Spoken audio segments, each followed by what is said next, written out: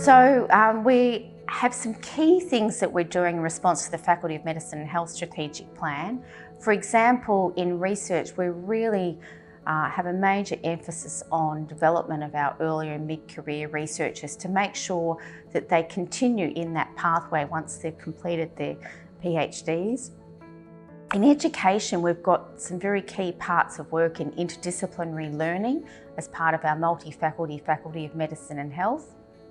We're also thinking a great deal about that workplace-based assessment. So how do we contribute to the continuum of someone's lifelong learning from the time they go through medical school through those early postgraduate years as well, and working closely with health and the AMC. And finally, we've got some other key areas more broadly in our leadership in culture. We have a strong commitment to cultural safety. We are doing a lot of work about thinking about ageing and aged care in response to the Royal Commission. And we're also having a big focus on the role of primary care and community care in prevention, both in terms of our medical workforce graduates, but also how do we keep people in the workforce in those areas, and what research do we need to do.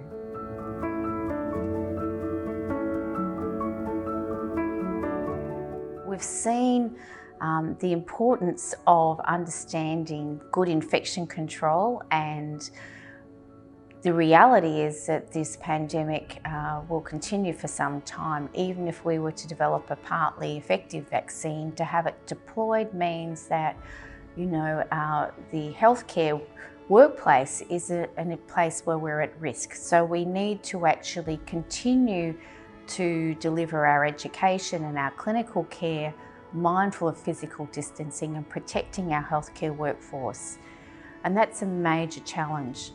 The second thing is also just the effect on border restrictions, particularly international restrictions, on not only recruitment of students but also recruitment of the medical workforce, and helping address workforce shortages in our healthcare. There's a large number of junior medical staff who come and take on roles for a period of time in our Australian healthcare system, and at the moment they can't get in the country.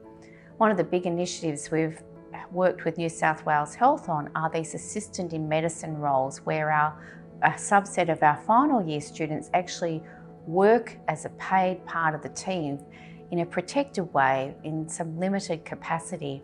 And this has been seen as very useful for New South Wales Health to address those workforce shortages. Telemedicine is obviously an incredible opportunity, and there's a lot of work to do there, but there's no doubt that there's a very important face-to-face contact that our community and patients require from us, and also that we need both for our students and for ourselves as colleagues too. So I think these are the challenges that we face. So the school has made a number of major changes into how we deliver clinical education. A lot of this was already planned as part of our new curriculum that's just been accredited, the MD 2020. But examples of changes we had to bring forward were in the final years of exam, instead of these very high stakes, long cases, we had to adapt to workplace-based assessments. We also had to use technology such as Zoom to deliver what would normally be face-to-face clinical examination and clinical instruction online.